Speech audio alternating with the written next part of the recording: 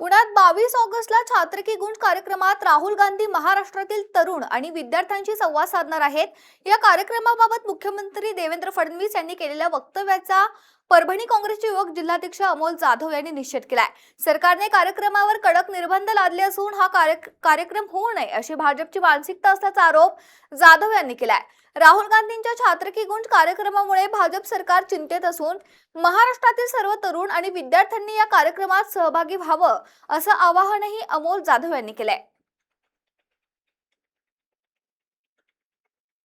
पूर्वी येथे महाराष्ट्राचे मुख्यमंत्री देवेंद्र फडणवीस यांनी काँग्रेसवर टीका करताना सांगितले की पुण्यामध्ये जो कार्यक्रम होत आहे तो काँग्रेसच्या शिक्षण संस्थेतील तरुणांचाच कार्यक्रम होत आहे, अशा पद्धतीने त्यांनी टीकास्त्र केले आहे। आपल्या सोबत आहेत काँग्रेसचे युवा जिल्हा अध्यक्ष अमोल जाधव, यांच्याशी आपण बोलूया। सर, आज काँग्रेसचे मुख्यमंत्र्यांनी जी टीका केली आहे त्याबद्दल आपल्याला काय? मुख्यमंत्र्यांनी केलेली टीका ही राहुल गांधींच्या महाराष्ट्रातल्या आगमनाची त्यांना लागलेली चाहूल व त्याची त्यांनी घेतलेली धास्ती याच्यातून केलेली टीका दिसते आहे। महाराष्ट्राचे मुख्यमंत्री आणि गृहमंत्री म्हणून सरसकट महाराष्ट्रामध्ये गुन्हेगारी इतकी वाढलेली आहे, त्याच्यावर लक्ष देण्याचं काम सोडून काँग्रेसच्या कार्यक्रमाला, राहुल गांधींच्या कार्यक्रमाला काँग्रेसच्या संस्थेतील विद्यार्थी असा जावई शोध त्यांनी लावलेला आहे। त्या कार्यक्रमाची जी रजिस्ट्रेशन आणि नोंदणी प्रक्रिया आहे ती पूर्णतः पारदर्शक आहे। चांद्यापासून बांद्यापर्यंत कुठलाही विद्यार्थी येऊ शकतो। देशभरातल्या कित्येक शहरांमध्ये राहुल गांधी छात्र की गुंज हा कार्यक्रम यशस्वीरित्या पार पडला। तोच कार्यक्रम महाराष्ट्रात देखील तिथली तरुणाई डोक्यावर घेईल याची फडणवीसांना कुठेतरी धास्ती बसलेली आहे, त्याच्यामुळे ते अशा वैफल्यग्रस्त बोलत आहेत। काँग्रेस संविधान विरोधी असंही त्यांनी वक्तव्य केलं आहे। या देशामध्ये संविधानाला वाचवायचं काम गेल्या 12 वर्षामध्ये जर कोणी करत आहे ते स्वतः जननायक राहुल गांधीच करत आहेत। या देशामध्ये संविधानाची पायमल्ली करायचं काम, संविधान पायदळी तुडवायचं काम भाजप आणि त्यांच्या बगलबच्च्यांनी केलेलं आहे।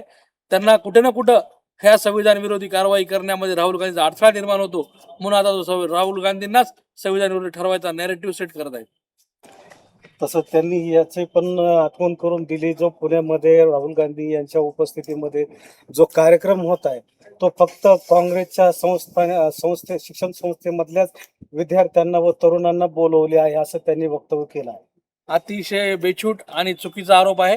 त्या सदरील कार्यक्रमाची पूर्ण प्रक्रिया ही ऑनलाईन पद्धतीने नोंदणी नोंदवायची प्रक्रिया आहे। त्या स्कॅनर दिलेला आहे। महाराष्ट्रातील कोणत्याही भागातली विद्यार्थिनी त्या स्कॅनर प्रक्रियेमध्ये स्वतःचं नाव नोंदवून तिथे जाऊ शकते, त्याच्यामुळे त्यांच्या बोलण्याला काही अर्थ नाही। आणि राहिला विषय कार्यक्रमाचा, ह्या कार्यक्रमासाठी फडणवीसांनी इतक्या अटी निर्बंध लावलेत की एक प्रकारे हा कार्यक्रमच होऊ नये अशी त्यांची एकंदर इच्छा दिसत आहे। पण महाराष्ट्रातील जनता सुजान असल्यामुळं त्यांना कार्यक्रमात डायरेक्ट बंदी टाकता आली नाही, म्हणून लोकांचं काहीतरी मन भडकवण्यासाठी अशा प्रकारचे स्टेटमेंट देत आहेत। पण माझं त्यांना म्हणणं आहे की आपण महाराष्ट्राचे गृहमंत्री देखील आहात, सरसकट विद्यार्थ्यांना संवाद राहुल गांधी साधणारच आहेत, पण सरसकट गुन्हेगारी करणे महाराष्ट्राचं व्हायले याकडे फडणवीसांनी पहिले लक्ष द्यावं।